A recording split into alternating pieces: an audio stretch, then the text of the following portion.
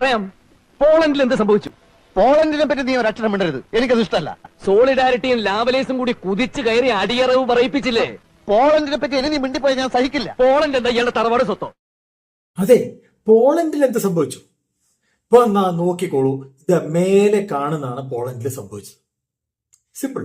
1977 Poland സ്വാതന്ത്ര്യം കിട്ടിയിട്ടുള്ള സമയം. ആ സമയത്ത് പോളണ്ട് ഒരു ദരിദ്ര രാഷ്ട്രമായിരുന്നു.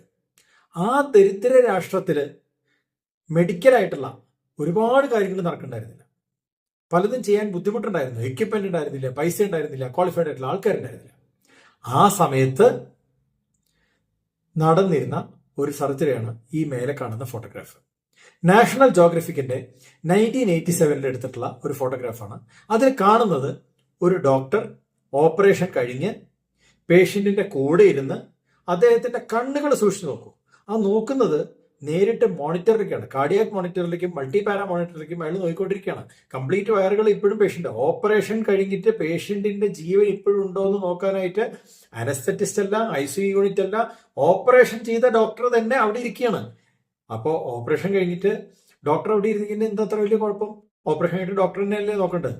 എന്നാൽ ഒരു കാര്യം മനസ്സിലാക്കിക്കോളൂ, 2-3 കാര്യങ്ങളുണ്ട്. ഒന്ന്, ഇത് ഒരു സാധാരണ ഓപ്പറേഷൻ അല്ല. 1987 നിസ്സാരമായിട്ടുള്ള എക്യുപ്മെന്റ് വെച്ചിട്ട് ഒരു ഹാർട്ട് ട്രാൻസ്പ്ലാന്റ് നടത്തിയതിന്റെ ഫോട്ടോഗ്രാഫാണ് ഈ കാണുന്നത്.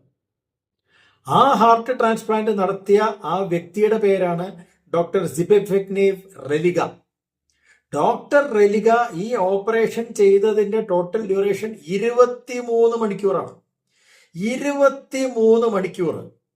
അയാൾ അതിൻ്റെ ഇടയിൽ ആഹാരം കഴിച്ചിട്ടുണ്ടോ, വെള്ളം കുടിച്ചിട്ടുണ്ടോ, മൂത്രമൊഴിക്കാൻ പോയിട്ടുണ്ടോ എന്ന് എനിക്കറിയില്ല. എന്തായാലും 23 മണിക്കൂർ കൃത്യം ദൈർഘ്യമുള്ള ഒരു ഓപ്പറേഷനിൽ ഈ പേഷ്യന്റ് ഡോക്ടറിനേക്കാളും കൂടുതൽ പിന്നെ ജീവിച്ചിട്ടുണ്ട്. അതിന്റെ ഫോട്ടോ വേറെ ഉണ്ട്, നിങ്ങൾ ഇന്റർനെറ്റിൽ നോക്കിയാൽ കാണാം. എന്നാൽ ഇത് ഇത്രയും പറ്റാത്തൊരു കാര്യമാണോ? 23 മണിക്കൂർ ഉറക്കൊഴിക്കാൻ പറ്റാത്തൊരു ബുദ്ധിമുട്ടുണ്ടല്ലേ? പറ്റും.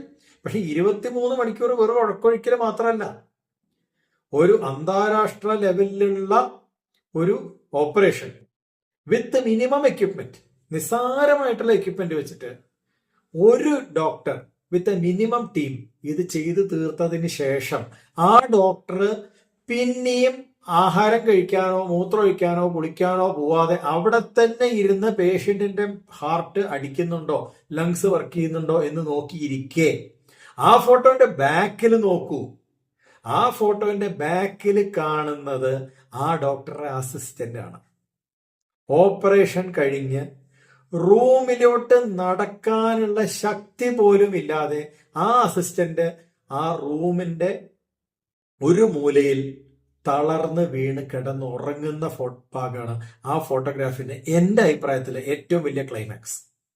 കാരണം ആ ഡോക്ടറുടെ ആ എഫേർട്ട്, ഇട്ടിട്ടുള്ള എനർജി എത്രയുണ്ടെന്നുള്ളത് അത് കണ്ടാൽ മനസ്സിലാവും. പക്ഷേ പോളണ്ടിൽ ഇത് സംഭവിച്ചു, ഓക്കെ. 23 മണിക്കൂറിന്റെ സംഭവിച്ചു, ഓക്കെ. അസിസ്റ്റന്റ് തളർന്നു, ഡോക്ടർ അപ്പോഴും അവിടെ ഇരിക്കുന്നുണ്ട്, ഓക്കെ. ഇതൊന്നും സംഭവിക്കാത്ത കാര്യങ്ങളല്ല. പക്ഷെ ഇതിൽ ക്ലൈമാക്സ് വരുന്നേ ഉള്ളൂ. ഈ വ്യക്തി ആരാന്നറിയോ? സിപെക്നേവ് റെലിഗ ആരാന്ന് നിങ്ങൾക്കറിയോ? അറിയണം. പോളണ്ടിന്റെ ഹെൽത്ത് മിനിസ്റ്റർ ആണ് അദ്ദേഹം.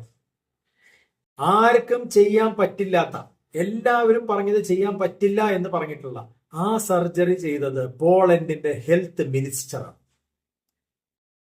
സുഹൃത്തുക്കളെ, ഇങ്ങനത്തെ ഒരു കാലഘട്ടം ഉണ്ടായിരുന്നു. രാഷ്ട്രീയക്കാരും മന്ത്രിമാരും ഡോക്ടർമാരും സ്വന്തം ജീവന് വില കൽപ്പിക്കാതെ ആ രാജ്യത്തിന് വേണ്ടിയിട്ടും സമൂഹത്തിന് വേണ്ടിയിട്ടും മനുഷ്യർക്ക് വേണ്ടിയിട്ടും മനുഷ്യത്വത്തിന് വേണ്ടിയിട്ടും ജീവിക്കുന്ന ഒരു കാലഘട്ടം ഉണ്ടായി. ആ കാലഘട്ടത്തിലോട്ട് നമുക്ക് തിരിച്ചു പോണ്ടേ? ഇന്നല്ലെങ്കിൽ നാളെ പറ്റും. അപ്പോ പോളണ്ടിൽ എന്ത് സംഭവിച്ചു? പോളണ്ടിൽ സംഭവിച്ചത് ഇതാണ്.